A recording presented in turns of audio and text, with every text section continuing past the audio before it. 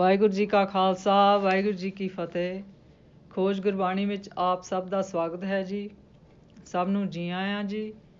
ਅੱਜ ਦਾ ਵਿਚਾਰ ਜਪਜੀ ਸਾਹਿਬ ਦੀ 22ਵੀਂ ਪੌੜੀ ਹੈ ਜੀ। ਆਓ ਸਾਰੇ ਮਿਲ ਕੇ ਪਹਿਲਾਂ ਪੌੜੀ ਦਾ ਉਚਾਰਨ ਅਤੇ ਉਸ ਤੋਂ ਉਪਰੰਤ ਪੰਕਤੀਆਂ ਦੇ ਅਰਥ ਕਰਾਂਗੇ।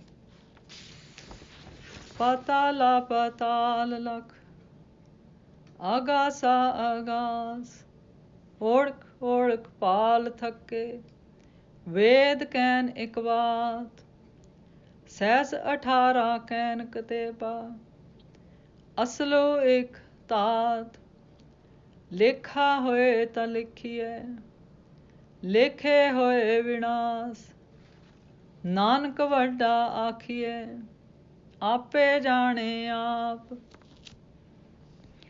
ਇਸ ਪੌੜੀ ਦੀ ਵਿਚਾਰਧਾਰਾ ਨੂੰ ਅਕਸਰ ਪਿਛਲੀ ਪੌੜੀ ਦੀ, ਜੋ ਕਿ ਕਵਣ ਸਵੇਲਾ ਵਕਤ ਕਵਣ, ਕਵਣ ਤਿਥ ਕਵਣ ਵਾਰ, ਨਾਲ ਜੋੜਿਆ ਜਾਂਦਾ ਹੈ। ਇਸ ਭਾਵ ਦੇ ਨਾਲ ਕਿ ਇੱਥੇ ਸ੍ਰਿਸ਼ਟੀ ਦੀ ਰਚਨਾ ਦਾ ਸਵਾਲ ਕੀਤਾ ਜਾ ਰਿਹਾ ਹੈ ਕਿ ਉਹ ਕਿਹੜਾ ਵੇਲਾ ਜਾਂ ਕਿਹੜੀ ਰੁੱਤ ਸੀ ਜਦੋਂ ਸ੍ਰਿਸ਼ਟੀ ਹੋਂਦ ਵਿੱਚ ਆਈ। ਇਸ ਵਿਚਾਰਧਾਰਾ ਅਨੁਸਾਰ ਸ੍ਰਿਸ਼ਟੀ ਦੀ ਰਚਨਾ ਦਾ ਸਮਾਂ ਦਰਸਾਇਆ ਨਹੀਂ ਜਾ ਸਕਦਾ। ਇਸੇ ਵਿਚਾਰਧਾਰਾ ਨੂੰ ਅੱਗੇ ਵਧਾਉਂਦਿਆਂ ਹੋਇਆਂ ਇਸ ਪੌੜੀ ਦੇ ਅਰਥ ਕੁਝ ਇਸ ਤਰ੍ਹਾਂ ਕੀਤੇ ਜਾਂਦੇ ਹਨ ਕਿ ਲੱਖਾਂ ਹੀ ਪਾਤਾਲ ਯਾਨੀ ਪ੍ਰਿਥਵੀ ਦੇ ਹੇਠਾਂ ਹਿੱਸੇ ਹਨ ਅਤੇ ਲੱਖਾਂ ਹੀ ਪ੍ਰਿਥਵੀ ਦੇ ਉੱਪਰ ਆਕਾਸ਼ ਹਨ। ਅੱਜ ਦਾ ਵਿਗਿਆਨ ਵੀ ਇਸ ਵਿਚਾਰਧਾਰਾ ਨਾਲ ਸਹਿਮਤ ਹੈ।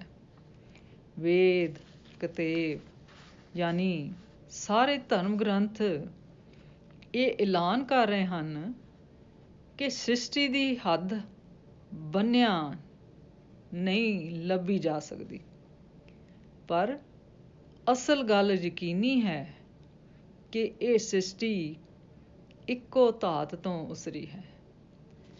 ਇਸ ਵਿਚਾਰਧਾਰਾ ਅਨੁਸਾਰ ਇਸ ਤਰ੍ਹਾਂ ਦਾ ਸਵਾਲ ਕਰਨਾ ਹੀ ਅਨੁਕੂਲ ਨਹੀਂ, ਕਿਉਂਕਿ ਮਨੁੱਖ ਦੀ ਇਹ ਸਮਰੱਥਾ ਹੀ ਨਹੀਂ। ਪਰ ਇਸ ਦੇ ਨਾਲ ਨਾਲ ਇਸ ਪੌੜੀ ਦੇ ਅਰਥ ਕੁਝ ਹੋਰ ਤਰ੍ਹਾਂ ਵੀ ਕੀਤੇ ਗਏ ਹਨ। ਇਸ ਵਿਚਾਰਧਾਰਾ ਅਨੁਸਾਰ ਇਹ ਜ਼ਰੂਰੀ ਹੈ ਕਿ ਸਾਰੀ ਜਪ ਬਾਣੀ ਦਾ ਪ੍ਰਸੰਗ ਅਤੇ ਬਿਆਨ ਨੂੰ ਮੱਦੇ ਨਜ਼ਰ ਵਿੱਚ ਰੱਖਿਆ ਜਾਵੇ। ਜਪ ਬਾਣੀ ਦਾ ਸਾਰਾ ਉਪਦੇਸ਼ ਪਹਿਲੀ ਪੌੜੀ ਤੋਂ ਲੈ ਕੇ 21ਵੀਂ ਪੌੜੀ ਤੱਕ ਇੱਕ ਤੇ ਕੇਵਲ ਇੱਕ ਹੈ।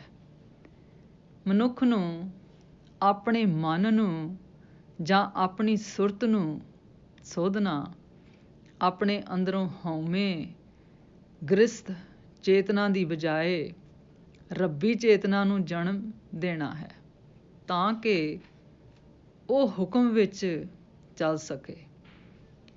ਇਸ ਨਜ਼ਰੀਏ ਤੋਂ ਅਸੀਂ ਜੇ ਇਸ ਪੌੜੀ ਦਾ ਵਿਚਾਰ ਕਰੀਏ ਤਾਂ ਇਸ ਦਾ ਅਨੁਭਵ ਕੁਝ ਵੱਖਰਾ ਹੋਵੇਗਾ। ਆਓ ਅਸੀਂ ਹੁਣ ਇਹਨਾਂ ਪੰਕਤੀਆਂ ਦਾ ਸੰਖੇਪ ਵਿੱਚ ਵਿਚਾਰ ਕਰੀਏ।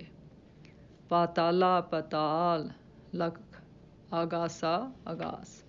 ਸੋ ਇੱਥੇ ਜੇ ਅਸੀਂ ਪਾਤਾਲਾ ਸ਼ਬਦ ਦੇ ਅਰਥ ਬਾਹਰ ਦੇ ਖੰਡ ਨਾ ਸਮਝ ਕੇ ਮਨ ਦੀ ਅੰਦਰ ਦੀ ਅਵਸਥਾ ਸਮਝੀਏ ਤਾਂ ਪਾਤਾਲਾ ਸ਼ਬਦ ਦਾ ਇੱਕ ਅਰਥ ਨੀਵਾਂ ਯਾਨੀ ਕਿ ਨੀਚ ਵੀ ਹੈ। ਦੂਸਰੇ ਪਾਸੇ ਆਗਾਸ ਸ਼ਬਦ ਸਿਰਫ ਬਾਹਰ ਦੇ ਆਕਾਸ਼ ਵੱਲ ਨਹੀਂ, ਬਲਕਿ ਸੁਰਤ ਵਿੱਚ ਇਸ਼ਾਰਾ ਕਰਦਾ ਹੈ। ਪਵਿੱਤਰਤਾ ਦਾ ਸੂਚਕ ਵੀ ਹੈ। ਸੋ ਇੱਥੋਂ ਇਸ ਪੰਕਤੀ ਦਾ ਅਰਥ ਇਹ ਵੀ ਲੈ ਸਕਦੇ ਹਾਂ ਕਿ ਮਨ ਦੇ ਅੰਦਰ ਵਿਕਾਰਾਂ ਦਾ ਅਤੇ ਗੁਣਾਂ ਦਾ